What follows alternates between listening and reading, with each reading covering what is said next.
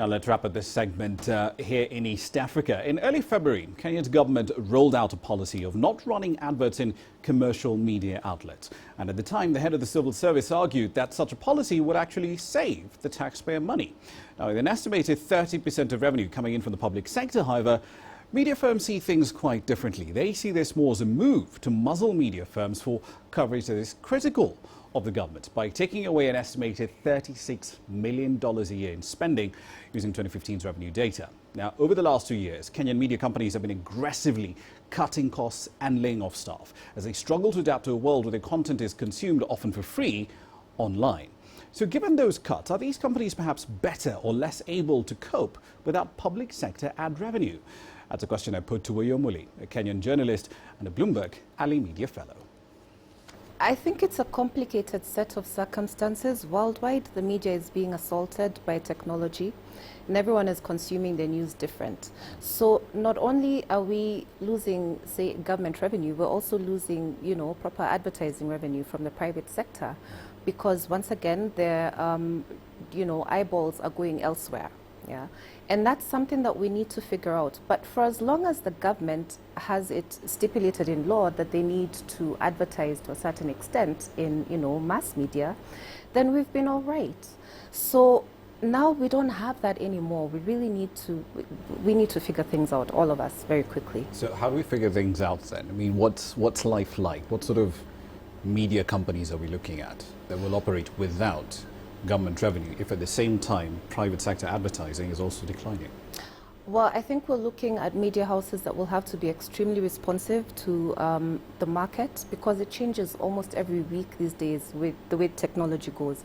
I also think we'll need to be extremely innovative, and I think we'll need to redefine what it is that we are selling. For a long time, we've been selling space, we've been selling readers to advertisers, but we can't do that anymore. Whether we're doing it with the private sector or with the government, we can't do that anymore. So we need to figure out what are we selling and who are we selling it to. Would it be fair to say Facebook and Twitter are better at selling eyeballs than we are? Yes, they are. But we can't use them as a channel because, Twitter, Facebook, Google, they don't pay enough. They don't pay the providers of the content enough to sustain an actual media house. You really have to scale down your operation.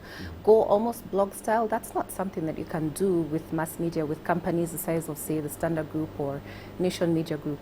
So we need to figure out how we are going to reach our readers directly, One of the interesting experiments we've seen in other markets, like Financial Times in South Africa, The Guardian as well in the UK, what they've done is either set up a paywall, and The Guardian's actually taken it a step further, and they actually ask their readers directly for donations. Yes. To say, hey, look, now that you're here, if you like our content, please put in X amount of money. Is that perhaps a model that we need to explore here, going back to that direct-to-consumer model? Yes, we need to, but we need to be premised on the fact that we are a free, fair, and accurate media. And we haven't done so well in the past, the Kenyan media. I think our relationship with the government has been very tricky. We're trying to keep government advertising, so we're trying not to upset them too much. So we haven't been seen as being completely transparent about what we know about government operations. So I think the government pulling back on advertising means that we are no longer beholden to them, or, we don't have to bend over backwards to please them so much. And therefore, that means we can then ask the readers to support us because they truly see what we're doing as work that is in service of the public, as opposed to in service of the government. With our current setup, our current funding model, because you've got circulation revenue, you've got, at least on the newspaper side, circulation revenue, ad revenue as well. And the criticism on the ad revenue side has been commercial censorship, either from the companies that you're trying to cover or censorship from the government side. But even if we do switch to this direct-to-consumer model, the question then becomes, how do you avoid the clickbait trap? Because it's very easy to say, we're going to go direct to readers, but some of us tend to conflate that with, let's get something that will put out that will grab as many eyeballs and as many hits as possible. I think it is false to think that clickbait is a sustainable business model. It's not. People see right through it. And the more you overpromise and you undergive, I just made up a word, but the more you overpromise and you don't deliver, the fewer the eyeballs will be, people will just get turned off your site. And this is not something that you want.